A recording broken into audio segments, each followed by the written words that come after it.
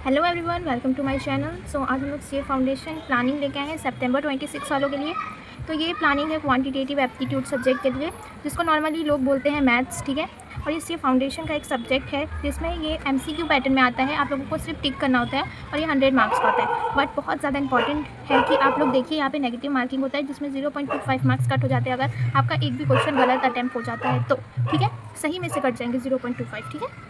तो अब इसमें क्या क्या बात करने वाले हैं इसके बारे में देख लेते हैं। सबसे पहले हम लोग इसमें सिलेबस के बारे में बात करने वाले हैं, free YouTube channels, how to start quantitative aptitude और वेटेज, ठीक है। ये 4 चीज़ों के बारे में आज हम लोग इस वीडियो में बात करेंगे। और ऐसे ही बहुत सारे वीडियोस के लिए आप मेरे चैनल को सब्सक्राइब कर सकते हैं, लाइक भी कर सकते हैं और शेयर भी कर सकते हैं अपने फ्रेंड के साथ। और ये आप लोगों को बहुत हेल्पफुल रहेगा। आप मेरे चैनल को प्लीज़ सब्सक्राइब करिए, ठीक है।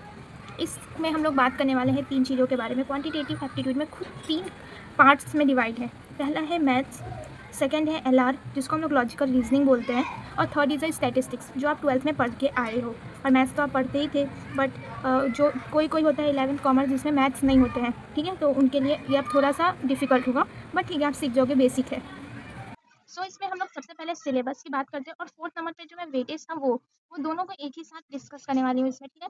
तो हम लोग बता देते पहले ही, मैं मैथ्स अपने ही एक 40 नंबर का वेटेज कवर करता है और स्टेट 40 मार्क्स का, और जो अपना लॉजिकल रीजनिंग है वो 20 मार्क्स का है, ठीक है। तो ऐसे ही अपने 100 मार्क्स के पेपर कंप्लीट हो जाते हैं। तो इसमें टोटल 18 चैप्टर आते हैं। मैंने डिवाइड भी कर दिया है कि कौन सा एलआर है, कौन सा मैथ है, कौन सा स्टैट है, ठीक है। तो मैं आप लोगों को समझाती हूँ क्या होता है, ठीक। चैप्टर फर्स्ट आपका रेशो, प्रपोर्शन, इंडिसेस और लॉग है। ये 4 चैप्टर है और ये 4 यूनिट्स में डिवाइड है आप लोगों को। और ये बहुत इजी चैप्टर है, आप ये करोगे ना तो आप लोगों के इजीली मार्क्स आ सकते हैं। और ये 7 से 8 मार्क्स का वेटेज कवर करता है, ठीक।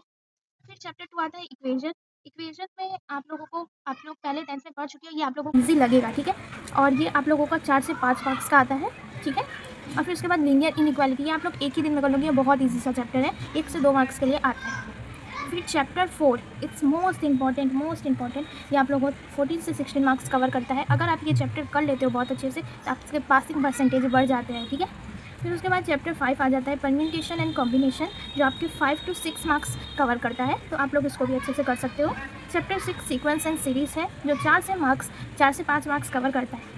चैप्टर 7 है set relation and function, basics of limits and continuity function. इसमें 3 चीज़ें हैं, 2 से 3 मार्क्स के लिए है। मैंने तो इसको और चैप्टर 8 को मतलब इग्नोर ही कर दिया था, मैंने नहीं किया था, बट मैं आप लोगों को प्रीफर नहीं करूँगी, आप करके जाइए। चैप्टर 8 इज़ अ कैलकुलस, आप लोग ये आप कर भी सकते हो, नहीं भी कर सकते हो। ये 4 से 5 मार्क्स के लिए आता है। नॉन मैथ स्टूडेंट के लिए हमारे सर ने इनको है ना, इनको बोला था कि ये आप मत कीजिए, ठीक है। तो मैंने ये नहीं किया था, और ये मेरे जस्ट बिकॉज टाइम कम था इसलिए मैंने नहीं किया था, नहीं तो ये ईजी चैप्टर है। एलआर जो है आप लोगों को 4 है और चारों ही इजी है, ठीक है। लॉजिकल रीजनिंग, इसमें कोई ऐसे फॉर्मूले कुछ नहीं होते, इसमें सिर्फ आपको क्वेश्चन सॉल्व करने होते हैं, ठीक है। तो इसमें सबसे पहला चैप्टर है number series, coding decoding, odd man out, chapter 9 है और ये बहुत ईजी सा चैप्टर है, ठीक है। इसमें डायरेक्शन टेस्ट, ये डायरेक्शन टेस्ट मैं आगे बताऊँगी कौन से सर से पढ़ना है, बट मतलब कौन से फैकल्टी से आप लोगों को पढ़ना है। बट ये direction chapter, specifically direction chapter आप अमन सर से पढ़िए, आप विद इन अ सेकेंड आप क्वेश्चन को सॉल्व कर देंगे, ठीक है। फिर chapter 11 is a sitting arrangement, ठीक है, ये भी एक चैप्टर है लॉजिकल रीजनिंग का। और chapter 12 is a blood relation, ठीक है, और ये यहाँ पे 20 मार्क्स कैरी करता है।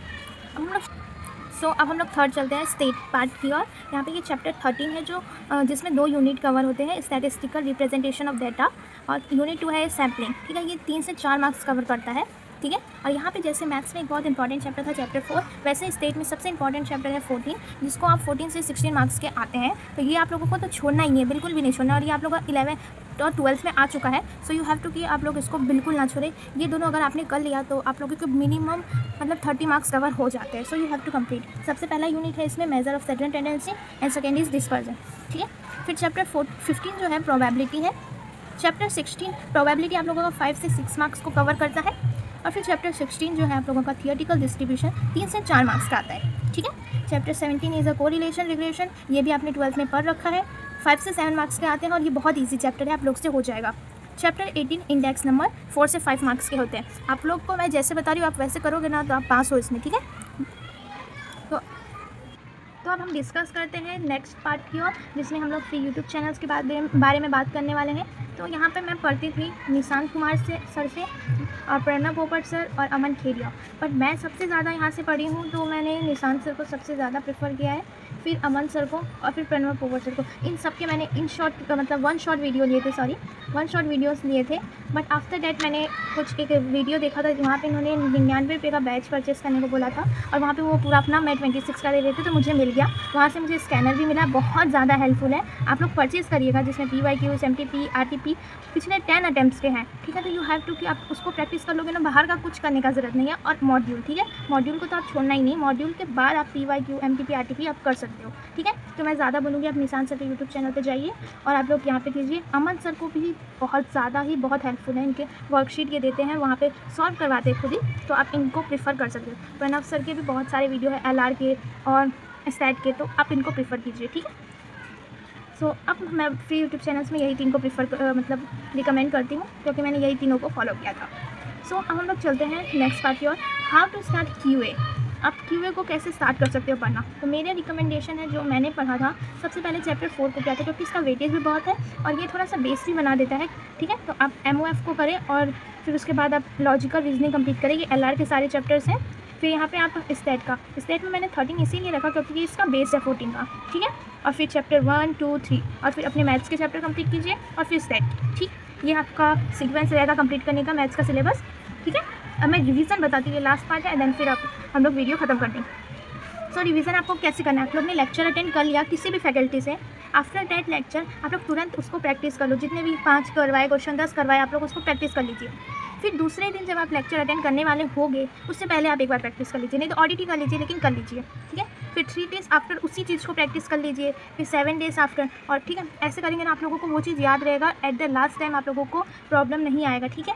और स्कैनर भी साथ में सॉल्व करिए। अगर आपके पास टेक्समेंस का PYQ है तो ठीक है, अगर आपका कोचिंग आप लोगों को PYQ प्रोवाइड करवाता है तो ठीक है, उससे करिए, नहीं तो आप मैं बोलती हूँ स्कैनर प्रीफर मतलब परचेज़ कर लीजिए, ठीक है। ये निशान सर के द्वारा मतलब दिया गया था मुझे, बट आप परचेज़ कीजिए।